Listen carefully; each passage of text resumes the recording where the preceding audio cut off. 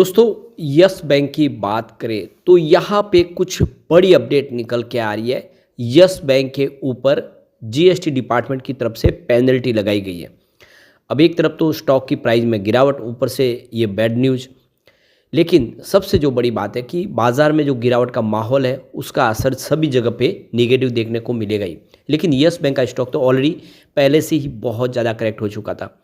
अब इसमें ऊपर से ये गिरावट का माहौल, ऐसे में क्या है आगे की संभावना? वैसे यस बैंक के लिए जो अच्छी खबर है कि नवंबर महीने में म्यूचुअल फंड ने जम के खरीदारी की है। सारे के सारे म्यूचुअल फंड ने बहुत अच्छा निवेश किया है। यहाँ तक कि एसबीआई के म्यूचुअल फंड ने भी अपनी इन्वेस्टमेंट को बढ़ा दिया है। ऐसे में क्या भरोसा है म्यूचुअल फंड को यस बैंक पे, जानने की कोशिश करेंगे। और अब रिजल्ट की भी संभावना बनने जा रही है। क्वार्टर 3 अब खत्म होने वाला है, यहाँ पे जल्द ही क्वार्टर 3 का रिजल्ट आएगा। क्या है उसकी रणनीति, उसको भी समझेंगे। लेकिन फ्रेंड्स, उससे पहले अगर आप पहली बार हमारे चैनल पे आए तो चैनल को सब्सक्राइब कर दीजिए, एक बेल आइकॉन दबा दीजिए ताकि जब भी नया वीडियो बने पहला नोटिफिकेशन आपको मिले। वीडियो पसंद आए तो लाइक से जरूर कीजिए। चलो फ्रेंड्स, वीडियो स्टार्ट करते हैं। मैं हूँ आपका दोस्त एस.बी. दवे और हमारे अपने चैनल ऑनलाइन कमाई में आपका बहुत बहुत स्वागत है। तो सबसे पहले यस बैंक के कारोबार की बात कर ले तो सुबह स्टॉक की शुरुआत तो फ्राइडे को पॉजिटिव हुई 20.37 पर, हल्की सी तेज़ी के साथ। लेकिन देख सकते हो कि 20.50 का हाई बनाने के बाद स्टॉक आ गया नीचे, क्योंकि बाजार में गिरावट का माहौल शुरू हो गया, जिसकी वजह से इसने 19.75 का लो बनाया और अंत में क्लोजिंग नीचे की तरफ यानी 19.83 के आसपास ही रही। 2.60% की गिरावट। अब आप देख ही सकते हो कि बाजार में तूफानी गिरावट थी। इंट्राडे में 1200 पॉइंट की बड़ी गिरावट हुई थी, जिसका असर सभी जगह पे देखने को मिला और सभी शेयरों की ज़बरदस्त पिटाई हुई। अब वैसे स्टॉक महीने की शुरुआत में जहाँ पे था फिर से वहीं पर आ गया है। आप ये देख सकते हो कि 2 दिसंबर को स्टॉक 20 के आसपास था। उसके बाद आप देख सकते हो इसमें बेहतर प्रदर्शन दिया, 3 दिन की तेज़ी बनी, स्टॉक 21 के आसपास 4 दिसंबर तक। उसके बाद इसमें हल्की सी गिरावट, तेज़ी फिर बनी। फाइनली अगर आप देखेंगे तो 9 दिसंबर को 22 रुपये के आसपास पहुंच गया। तो उस समय देखो कि बेहतर प्रदर्शन शुरू हुआ, बाजार में तेज़ी का वातावरण था। उसके बाद बाजार में फिर गिरावट का माहौल शुरू हो गया और जो स्टॉक 22 पे पहुंचा था वो फाइनली फिर से 20 के आसपास आया। तो ये देख सकते हो कि गिरावट का माहौल था, उसका असर देखने को मिला है। और सबसे जो बड़ी बात है कि यहाँ पे इस महीने में पहली बार स्टॉक 20 से नीचे आया। बाकी 2 दिसंबर के बाद स्टॉक हमेशा 20 के ऊपर ही ट्रेड किया है, पर गिरावट का माहौल है तो थोड़ा नीचे तो आएगा ही। अब यहाँ पे जो बड़ी अपडेट निकल के आ रही है, यस बैंक ने नोटिस के माध्यम से जो एक्सचेंज को जानकारी दी है कि उनको जीएसटी डिपार्टमेंट की तरफ से नोटिस प्राप्त हुआ है पेनल्टी को लेकर।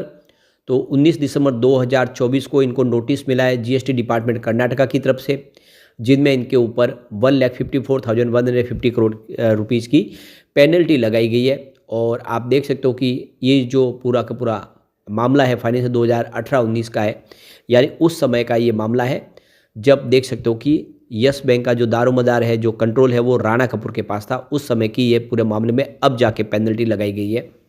तो देख सकते हो कि उस समय जो परिस्थिति थी, उसके बाद 2020 में तो यस बैंक पूरी तरह से डूबने की कगार पे आ गई थी। उसके बाद आरबीआई ने पहल करके दूसरी बैंकों को साथ में जोड़ा। एसबीआई के रणनीति के तहत इसको फिर से खड़ा किया गया और ये जो मामला है ये 2018-19 का है, फाइनेंशियल ईयर का, जो बहुत पुराना मामला है।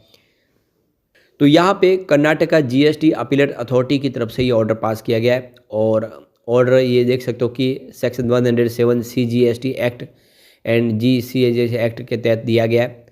और इसमें आप देख सकते हो कि पेनल्टी है और उसके साथ में जो इंटरेस्ट है वो भी साथ में जोड़ा गया है। तो पेनल्टी की जो अमाउंट है 1,54,150 रुपीज़ की है। तो बैंक की तरफ से कहा गया है कि इसमें अभी हमारे पास लीगल ग्राउंड पे इसमें आगे हम अपनी तरफ से अपील कर सकते हैं और हमारे पास भी कहने के लिए बहुत कुछ है।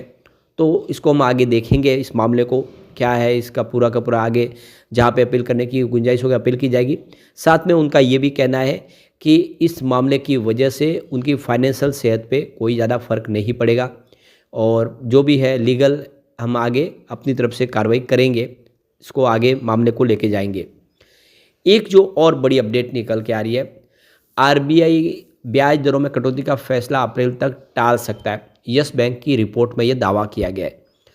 तो यहाँ पे देखो कि आरबीआई फेडरल रिजर्व के अधिक एग्रेसिव रुख की और बढ़ने के कारण अपने दर में जो कटौती चक्र की शुरुआत अप्रैल 2025 तक के लिए टाल सकता है।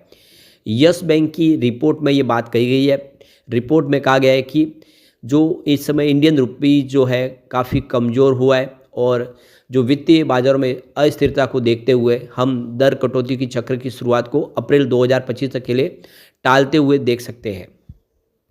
रिपोर्ट में कहा गया है कि फेड रिजर्व ने हाल में ही अपनी नीति में दर 25 बीपीएस की कमी की है। हालांकि आगे के मार्गदर्शन में फेड ने 2025 के लिए अनुमानित दर कटौती को घटाकर केवल 50 बीपीएस कर दिया है, जबकि पहले ब्याज दरों में 100 बीपीएस कटौती की उम्मीद थी।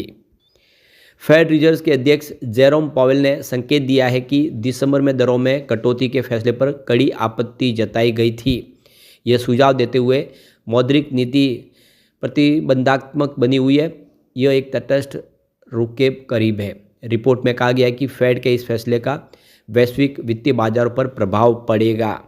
रिपोर्ट में कहा गया है कि फेड वर्ल्ड टू जनवरी 2025 तक ब्याज दरों में कोई कटौती करने का अनुमान नहीं लगा रहा है, जो मौद्रिक सहजता की धीमी गति का संकेत है।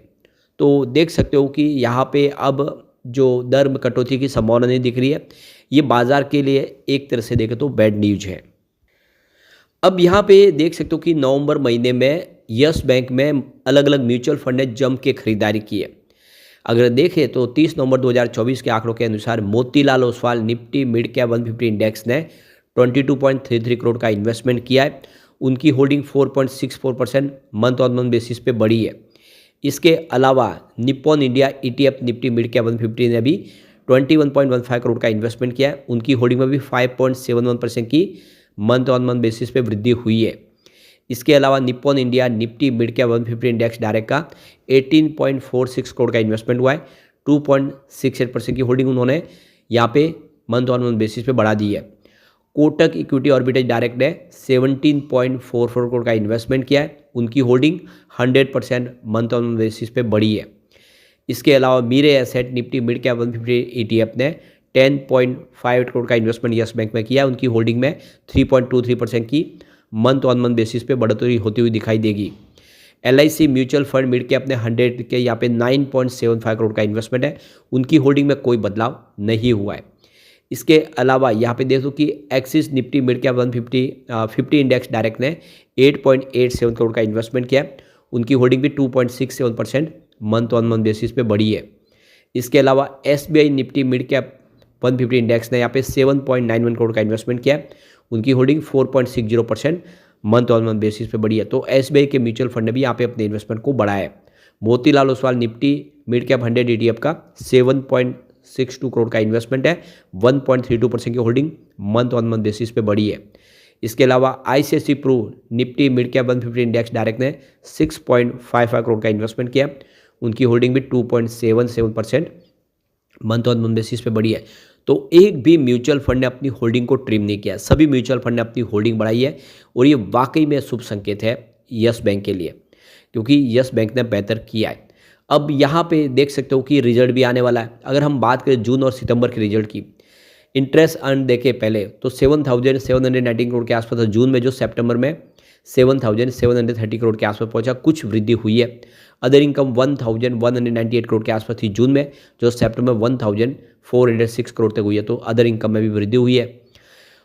इसके अलावा यहाँ पे कंपनी ने अपना जो प्रोविजन है वो कुछ बढ़ाया है। 211 करोड़ के आसपास था जून में, जो देख सकते हो कि सितंबर में 297 करोड़ के आसपास पहुँचा है। यहाँ पे देख सकते हो कि नेट प्रॉफिट की बात करें तो 502 करोड़ का नेट प्रॉफिट था जून क्वार्टर में, जो सितंबर में 553 करोड़ तक पहुंचा है। तो नेट प्रॉफिट बढ़ा है। NPA लगभग सेम रहा है, 0.50 था जो अनचेंज रहा है, लेकिन ग्रॉस NPA में कमी आई है। 1.70 था जून में, जो सितंबर में 1.60% हुआ है। तो ग्रॉस NPA में जरूर कमी आई है, ये भी एक अच्छी शुभ संकेत है। इसके अलावा यहाँ पे अगर हम रिटर्न ऑन एसेट देखें तो 0.50% के आसपास है, जो अनचेंज रहा है। NPM इसका 6.51 के आसपास, जो 7.15 हुआ है। ओवरऑल देखें तो प्रदर्शन बेहतर है और इस बार उम्मीद है कि रिजल्ट बेहतर होगा। लेकिन फ्रेंड्स, कोई भी इन्वेस्टमेंट करने से पहले अपने फाइनेंशियल एडवाइजर से एडवाइस ले ले या अपना खुद का रिसर्च करें, क्योंकि मैंने वीडियो आपके एजुकेशनल पर्पज़ के लिए ही बनाया। वीडियो पसंद आए तो लाइक से जरूर कीजिए और चैनल को सब्सक्राइब कर दीजिए। Thank you friends.